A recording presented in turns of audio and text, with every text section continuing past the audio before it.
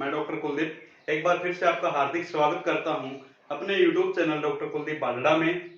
आज की इस कक्षा का हमारा मुख्य विषय है वर्ण विचार। इससे पहले वाली कक्षा में हमने पढ़ा था वर्णों का सही उच्चारण क्या होता है। इस कक्षा के जो मुख्य बिंदु हैं उनमें वर्ण किसे कहते हैं, वर्णमाला क्या होती है, वर्ण के कितने भेद होते हैं और स्वरों का वर्गीकरण। आज की कक्षा महत्वपूर्ण इसलिए होने वाली है क्योंकि जितनी भी शिक्षक भर्तियां या अन्य जितनी भी प्रतियोगिताएं परीक्षाएं होती हैं उनमें जो वर्ण विचार है स्वरों के वर्गीकरण से सबसे ज्यादा प्रश्न पूछे जाते हैं।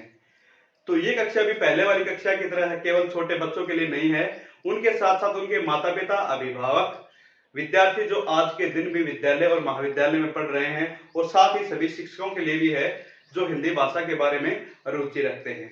आइए शुरू करते हैं वर्ण विचार।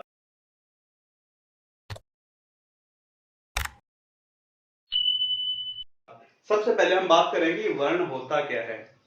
भाषा की सबसे छोटी इकाई को वर्ण कहते हैं। जिस प्रकार से मैं अब बोल रहा हूं, मैं अब बोल रहा हूं, इसकी छोटी जो इकाई इस वाक्य की मैं, अब, ए और बै, ये जो सबसे छोटी इकाई है इनको वर्ण कहा जाता है। इसके अलावा वह छोटी से छोटी मूल ध्वनि जिसके और अधिक टुकड़े नहीं हो सकते। यहाँ पर विद्यार्थी लगभग ये गलतियां करते हैं, वह छोटी से छोटी मूल ध्वनि बोल देते हैं। ध्वनि नहीं होता, ध्वनि होता है, क्योंकि आधा ध है इसके अंदर। क्या बोलोगे? ध्वनि। क्योंकि मेरा जो मुख्य उद्देश्य वो यही है कि आपका जो उच्चारण है वो सही करवाना। तो वह छोटी से छोटी मूल ध्वनि जिसके और अधिक टुकड़े नहीं हो सकते उसको वर्ण कहते हैं। तो वर्ण किसे कहते हैं? भाषा की सबसे छोटी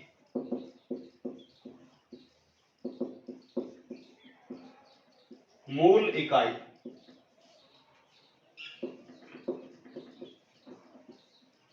वर्ण कहलाता है।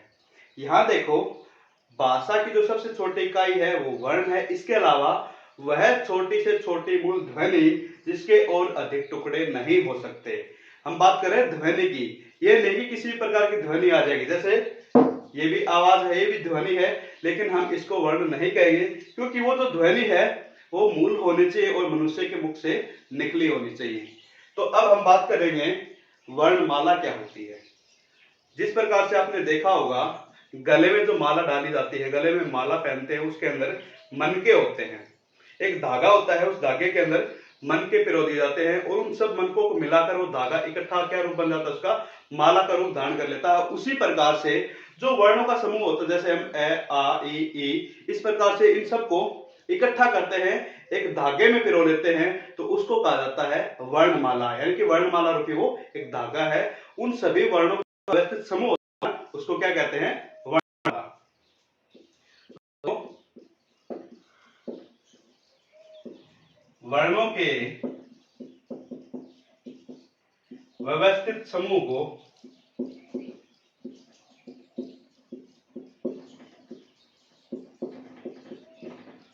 वर्णमाला कहते हैं।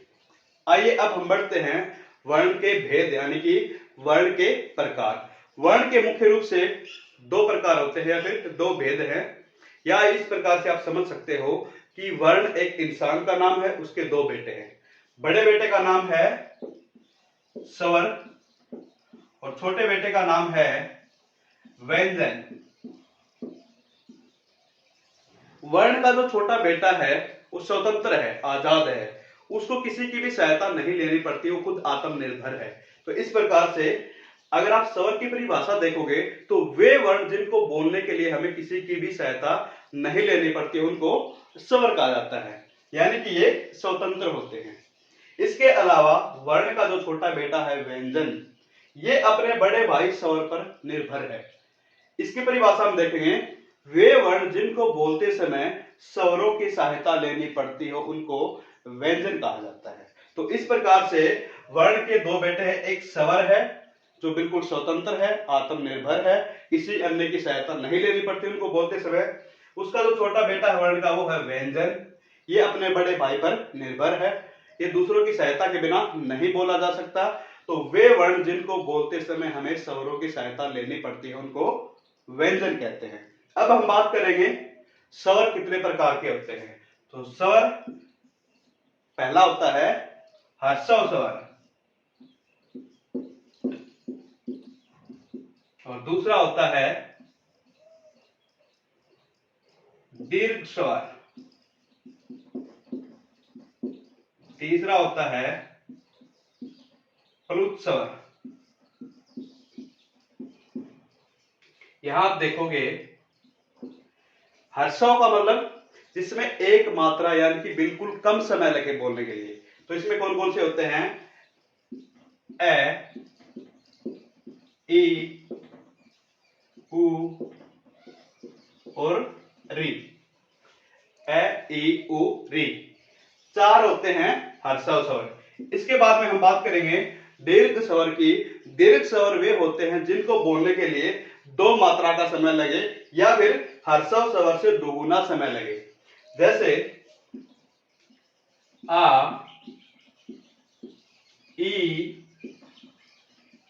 उ, ए,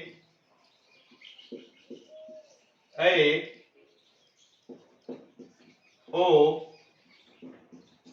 ओ, इनको क्या बोलेंगे? दीर्घ स्वर। इसके बाद में अंतिम है प्लुत स्वर। प्लुत स्वर को बोलने के लिए ह्रस्व स्वर से 3 गुना समय, दीर्घ स्वर से भी ज्यादा समय लगता है। जिस प्रकार से हम उच्चारण करते हैं ओम, क्या बोलेंगे? ओम। इसके अलावा हम किसी को जैसे पुकार रहे हैं राम,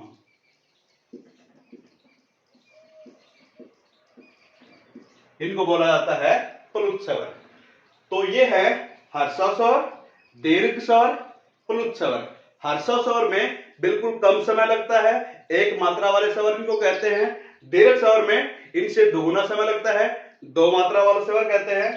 प्लुत स्वर में ह्रस्व और दीर्घ स्वर से भी ज्यादा समय लगता है। इसमें एक आधी बार ये प्रयोग होते हैं जैसे ओम, राम, इस प्रकार से। आइए अब हम बात करते हैं जो स्वर का वर्गीकरण है उच्चारण के आधार पर, मात्रा के आधार पर, जीभ की स्थिति के आधार पर, मुख विवर के आधार पर और होठ के यानी कि होठों के आकृति के आधार पर कितने होते हैं। आइए अब हम देखते हैं स्वरों को कितनी प्रकार से वर्गीकृत किया जा सकता है। सबसे पहले यहां लिख दिया है मैंने स्वर, जो हमने पहले वाली कक्षा में भी पढ़े थे कि स्वर कौन कौन से होते हैं। एक बार फिर से इनका उच्चारण कर लेते हैं। ए, आ, ई, उ, री, ए, ओ, औ। अब हम देखते हैं कि इनका उच्चारण कहां से होता है, किस प्रकार से हो रहा है। सबसे पहले ए कहां से आवाज आती है? कंठ से, गले से, तो इसलिए इसका उच्चारण स्थान क्या होगा? कंठ है। इसके बाद में है आ कहां से आवाज आ रही है? गले से ही है, कंठ से ही है, इसका भी उच्चारण कंठ से होगा, तो ये भी कंठ है। इससे अगला ई को जब बोलेंगे तो हमारे मुंह के अंदर जो ऊपर वाला हिस्सा होता है जिसको मुंह की छत कहते हैं, तालव्य, वहां से बोला जाएगा ई। हम बोल के देखेंगे ई, तो जीभ हमारी ऊपर की तरफ जा रही है, छत की तरफ, तो ये तालव्य है। इसके बाद में ई, या थोड़ा जोर दे रहे हैं, ई, ये भी हमारी जीभ जो है वो तालव्य की तरफ जा रही है, तालु को छू रही है, तो इसको भी हम तालव्य ही बोलेंगे। अगला है ऊ बोलते समय हमारे होठों के बिना बोला ही नहीं जा सकता। कोशिश करो ऊ, तो हमारे होठ काम कर रहे हैं, तो ये किससे है? इसका उच्चारण होठों से है, तो क्या बोला जाएगा? ओष्ठ्य। ऊ का उच्चारण होठों से होता है, इसलिए इसको ओष्ठ्य बोला जाता है। इससे अगला है ऊ, क्या बोलेंगे? ऊ, इसका भी उच्चारण होठों से हो रहा है, इसका भी उच्चारण स्थान ओष्ठ्य ही होगा। इससे अगला है री, किससे बोलेंगे? री। ये एकमात्र ऐसा स्वर है जो मूर्धा से बोला जाता है। अब आप सोचोगे मूर्धा क्या होता है? दांत और जो ऊपर तालु होता है, इसके बीच का जो हिस्सा होता है ना, दांतों की जो जड़ होती है, वहां का जो हिस्सा होता है उसको मूर्धा या मूर्धन्य कहा जाता है। तो हमारा जो ये ऋषि मुनियों वाला जो रे लिखा जाता है ना, इसको मूर्धा से बोला जाता है। अगला है ए को बोलने के लिए हमें अकेले कंठ के नहीं, तालु की भी आवश्यकता पड़ती है। तो ये ए बोल के देखो, ए कंठ से आवाज आ रही है और ऊपर जो जीभ है वो भी तालु को टच कर रही है, तालवे, कंठ तालवे, ए। क्या बोलोगे? ए। इससे आगे है ऐ, इसका भी लगभग लगभग ऐसा ही है, कंठ के साथ साथ तालवे के भी, तो कंठ तालवे है ए और ऐ में। अगला है ओ, इसमें हम क्या काम कर रहे हैं, कंठ के साथ साथ जो हमारे होठ हैं वो भी ऐसे गोल गोल हो रहे हैं। कोशिश करो, ओ, आवाज कंठ से आ रही है लेकिन होठ भी साथ साथ काम कर रहे हैं, इसलिए यह है कंठोष्ठे। अंतिम हमारा जो स्वर है ओ, ये भी वही काम कर रहा है, गले के साथ साथ होठ भी इसमें गोल हो रहे हैं, ओ। तो इस प्रकार से ये तो थे स्वर, ये है इनका उच्चारण के आधार पर स्वर। परीक्षा में इसी प्रकार से प्रश्न पूछे जाते हैं कि जैसे ई दे देंगे, ई का उच्चारण स्थान क्या है, आपके सामने आ जाएगा ओ का उच्चारण स्थान क्या है, ऑप्शन दे दिए जाएंगे कंठोष्ठे, कंठतालवे, तालव्य या फिर मूर्धा। तो इस प्रकार से परीक्षा में प्रश्न पूछे जाते हैं उच्चारण के आधार पर स्वर। हम बढ़ते हैं आगे मात्रा के आधार पर स्वर। मात्रा मैंने थोड़ी देर पहले बताया था आपको, जो स्वर होते हैं वो 3 प्रकार के होते हैं मात्राओं के हिसाब से, हर्षव स्वर, दीर्घ स्वर, प्लुत स्वर। प्लुत स्वर तो ना के बराबर है, वो हिंदी में ना के बराबर प्रयोग होता है। तो हर्षव और दीर्घ 2 प्रकार की मात्रा है। हर्षव स्वर वे स्वर होते हैं जिनको बोलते समय बिल्कुल कम समय लगता हो, अर्थात 1 मात्रा का समय लग रहा है, और दीर्घ स्वर वे स्वर जिनको बोलते समय हर्षव स्वर से 2 गुना समय लग रहा हो, यानी कि 2 गुना समय, ज्यादा समय हर्षव स्वर के मुकाबले। तो आइए अब देखते हैं जो पहला हमारा ए आराम से बोला जा रहा है, एक ही मात्रा का समय लग रहा है, तो ये हो जाएगा हर्षव स्वर। उसके बाद में आ, जोर लगा के बोल रहे हैं, ठीक है, तो ये क्या है, दीर्घ स्वर। उसके बाद में ई, आराम से बोल दिया, कम समय लग रहा है, तो हर्षव स्वर। ई, ज्यादा जोर लगाया, 2 मात्रा है यहाँ पे, तो क्या बोलोगे आप, दीर्घ स्वर। ऊ में फिर वही है हर्षव स्वर, इसमें भी कम समय लग रहा है, ऊ, इसमें उससे 2 गुना समय लग रहा है, तो क्या बोलोगे, दीर्घ स्वर।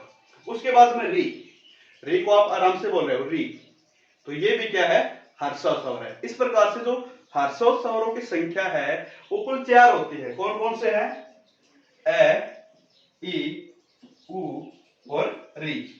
हर्षव स्वर कितने हो गए संख्या में, 4।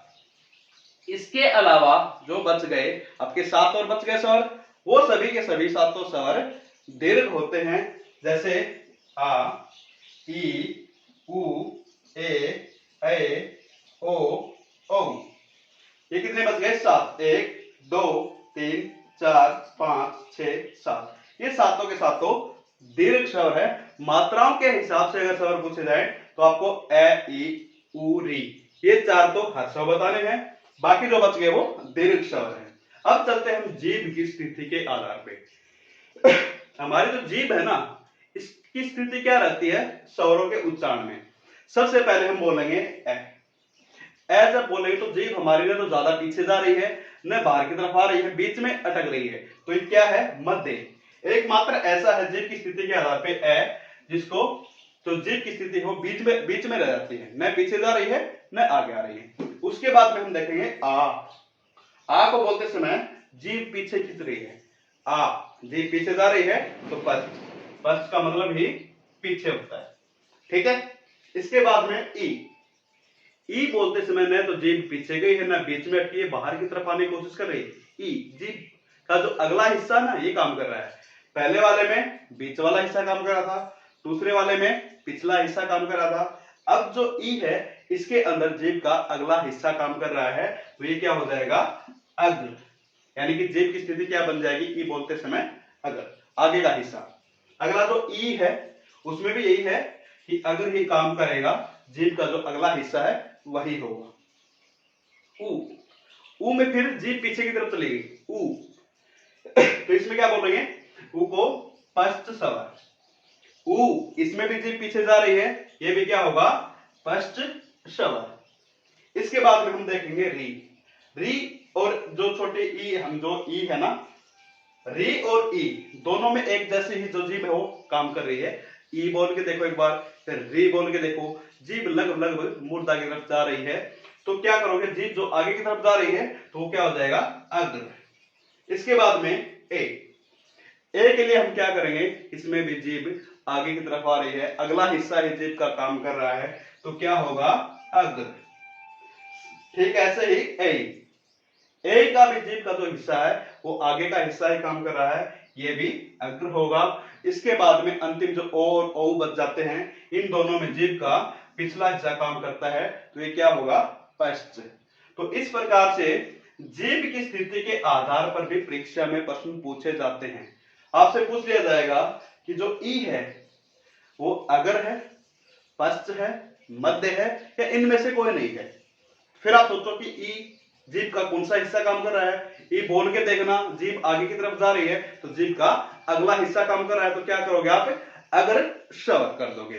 इस प्रकार से आपसे पूछ लिया जाएगा कि ओ में फिर वही ऑप्शन दे दिए जाएंगे, आपका मध्य है, पश्च है, अग्र है, या फिर इनमें से कोई नहीं। ओ बोल के देना, ओ जीभ क्या कर रही है, पीछे की तरफ जा रही है, ओ तो क्या करोगे, पश्च। तो इस प्रकार से जीभ की स्थिति के आधार पर स्वर परीक्षा में पूछे जाते हैं।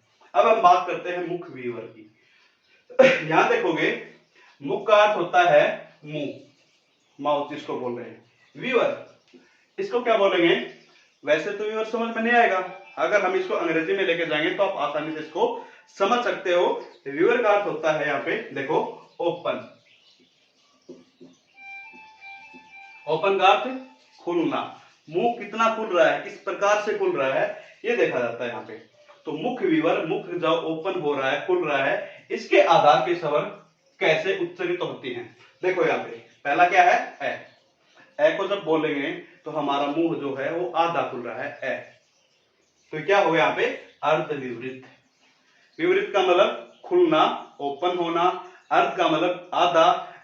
ए बोलेंगे तो ए में आधा मुंह हमारा खुल रहा है, तो ये क्या होगा, अर्ध विपरीत।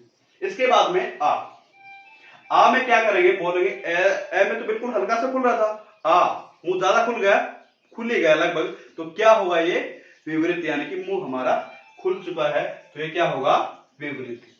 अगला बोल के देखेंगे ई में क्या हो रहा है, खुल नहीं रहा, आधा बंद हो रहा है, क्योंकि यहां लिखा हुआ है संवृत। संवृत वैसे समझ में नहीं आएगा, संवृत का अर्थ होता है क्लोज, अर्थात बंद होना। तो ई बोलेंगे तो अर्ध संवृत, आधा मुंह बंद हो रहा है, ई बोल के देखो, ई आधा मुंह हमारा बंद हो रहा है। फिर अगला ई, इसमें लगभग लगभग बंद हो रहा है, ई यानी कि मुंह का कोई खास रोल नहीं है, ई तो ये लगभग लगभग बंद है, तो ये क्या होगा, संवृत। इससे अगला है ऊ में फिर वैसा ही ई की तरह आधा मुंह बंद हो रहा है, तो क्या करोगे आप, अर्ध संवृत। उसके बाद में ऊ लगभग मुंह आपका बंद हो रहा है, तो यहां क्या होगा, संवृत। संवृत होता है क्लोज, बंद होना, विवृत होता है ओपन, खुलना। अगला है ए में आपका एक री रह गया, री में भी अर्ध संवृत है, क्योंकि री और लगभग ई एक जैसे ही आवाज निकलती है, एक जैसे ही जीभ से बोले जाते हैं, तो लगभग लगभग अर्ध संवृत हैं दोनों, ई और री। आगे है ए में अर्ध विवृत है, विवृत क्योंकि यहाँ पे आधा मुंह आपका खुल रहा है ए में, इसलिए अर्ध विपरीत। अगला है ए, इसमें विपरीत ए लगभग हमारा मुंह खुल जाता है, ए के बाद में ए बोलते हैं तो क्या होगा, विपरीत। अगला है ओ में हमारा आधा मुंह खुल रहा है, तो क्या होगा, अर्ध विपरीत। अंत में हमारे पास बच गया ओ, इसमें लगभग मुंह हमारा खुल जाता है, ओ इस प्रकार से बोल के देखो तो क्या हो जाएगा, विपरीत। अब हम देखते हैं ओष्ठ, यानी कि होठ की स्थिति कैसे रहती है इनको बोलते समय। सबसे पहले हमारे पास है ए। अगर आप ए बोल रहे हो तो होठ कोई काम नहीं कर रहे हैं पे ए, क्योंकि होठ उदासीन रहते हैं, शांत रहते हैं, कुछ नहीं काम, कोई काम नहीं करते होठ। इसके बाद में हम आएंगे आ के ऊपर, अवृत मुखी। वृत्त गोल जो आकार बनता है होठों का गोल, अवृत, आ बोलते समय कोई भी गोलाकार आकार होठों के साथ में कोई संबंध इतना नहीं है, इसलिए क्या है, अवृतमुखी, यानी कि गोल होठ नहीं हो रहे है आ। इसके बाद में ई में भी फिर ऐसा ही है। होठ, अगर आप होठ को थोड़ा सा खोल के छोड़ दोगे, जैसे ए तो बिल्कुल उदास रहेंगे, आ थोड़ा खुलेंगे लेकिन गोल नहीं हो रहे, यहाँ पे ई इसमें भी खुल रहे हैं लेकिन गोल नहीं हो रहे, ई इसमें भी खुल रहे हैं, गोल नहीं हो रहे। अब देखो यहाँ पे वृत्तमुखी क्या है, ऊ, यहां पे गोल हो रहे हैं, ऊ ऐसे करेंगे तो होठ अपना वृत्ताकार बना रहे हैं, ऊ इसमें भी वैसे ही है, वृत्तमुखी। अगला देखो आप री में भी होठों की कोई खास वो नहीं हो रही, तो अवृत्तमुखी। अगला है ए में क्या देखेंगे, अवृत्तमुखी, ए में भी अवृत्तमुखी, नहीं ओ में होगा वृत्तमुखी और ओ में होगा वृत्तमुखी। यानी कि अगर हमारे होठ गोलाकार रूप में आ रहे हैं ना ऐसे बोलते समय, तो वृत्तमुखी है, नहीं तो सारे अवृत्तमुखी हैं। एक आपका उदासीन रहेगा तो पहला है ए, ठीक है। तो आप इनको बोल के देख लेना, उ ऊ ओ औ, ये चार है जो वृत्तमुखी करेंगे। देखो यहाँ पे 1 2 3 4, इन चार के अलावा सारे अवृत्तमुखी हैं और पहला क्या होगा आपका उदासीन। तो आइए अब मैं आपको समझा देता हूं कि किस प्रकार से ये परीक्षा में आपसे पूछे जाते हैं। सबसे पहले आप देखो, इसमें उच्चारण के आधार पर स्वर, मात्रा के आधार पर, जीभ की स्थिति के आधार पर, मुख विवर के आधार पर, ओष्ठ की स्थिति के आधार पर हमें करना है स्वरों की संख्या। कुल हमारे पास में 11 है। उच्चारण के हिसाब से अगर हम करेंगे तो कौन सा कंठ से बोला जा रहा है, कौन सा तालव्य से बोला जा रहा है, कौन सा होष्ठ से बोला जा रहा है, कौन सा कंठोष्ठ से बोला जा रहा है, कौन सा मूर्धा से बोला जा रहा है, तो आप इस प्रकार से बोल के देख सकते हो। मात्रा के आधार पे कौन से में 1 मात्रा लगती है, कौन से में 2 मात्रा लगती है, कौन से में 2 से भी ज्यादा समय लगता है, वो हमारे हिंदी में ना के बराबर है। तो हर्षव और दीर्घ ए ई उरी, ये 4 तो है हर्षव, बाकी 7 आपके स्वर बच गए दीर्घ स्वर। जीभ की स्थिति, जीभ का अगला हिस्सा काम कर रहा है, पिछला कर रहा है, या फिर जीभ बीच में टक रही है, इसके आधार पे ये स्थिति है जीभ की। मुख विवर, मुख कितना खुल रहा है, कितना बंद हो रहा है, मुख की जो स्थिति है ना उसके आधार पे, यानी कि खुलना, कम खुलना, बंद होना, कम बंद होना, इस प्रकार से ये मुख विवर की स्थिति के आधार पर स्वर होते हैं। होठ की स्थिति भी ऐसा ही है कि होठ का जो वृत्त है ना वो किस किस के साथ में बन रहा है, 4 है जिसके साथ बन रहा है, उ ओ औ। इन 4 के अलावा लगभग जितने आपके बच गए, जितने स्वर हैं, सब में अवृत्त है, कहीं नहीं खुल रहा है, कहीं नहीं इस प्रकार से गोल हो रहा है, तो क्या होगा, अ में उदासीन, बाकी सभी में अवृत्तमुखी। 4 आपको ध्यान रखने हैं जिसमें वृत्तमुखी है, बाकी अवृत्तमुखी है। तो अब मैं आपको बता देता हूं कि जो स्वर होते हैं इनकी मात्राएं कौन कौन सी। यहां मैं लिख देता हूं, देखो इसकी, ये सब में होता है, प्रत्येक व्यंजन के अंदर स्वर आपको मिलेगा। इसके बाद में जो आ है इसकी ये मात्रा होती है, ये ई है इसकी मात्रा होती है इस साइड में, और ये वाला ई है इसकी होती है इस साइड में मात्रा। ऊ है इसकी ये वाली है, और ऊ है इसकी ये मात्रा है। री, ये वाला हिस्सा निकाल दिया गया है री की मात्रा का, ये नीचे लगती है ऐसे। ए की ये मात्रा होती है, ए की ये मात्रा, यानी कि डबल। ओ के लिए साथ में डंडा लगाएंगे ये, फिर हम मात्रा लगा देंगे। औ के लिए एक डंडा होगा और 2 मात्रा होगी। इस प्रकार से थे स्वरों की मात्राएं। अगली कक्षा में हम बात करेंगे व्यंजन के बारे में। स्वर से संबंधित अगर आपको कुछ भी समझ में ना आया हो तो कमेंट्स कर सकते हैं, कमेंट करके पूछ सकते हैं। वीडियो अच्छी लगी हो तो लाइक जरूर कर देना। जो विद्यार्थी चैनल पर नए हैं वो चैनल को सब्सक्राइब कर लेना। आज की कक्षा का समापन यही होता है। जय हिंद, जय भारत।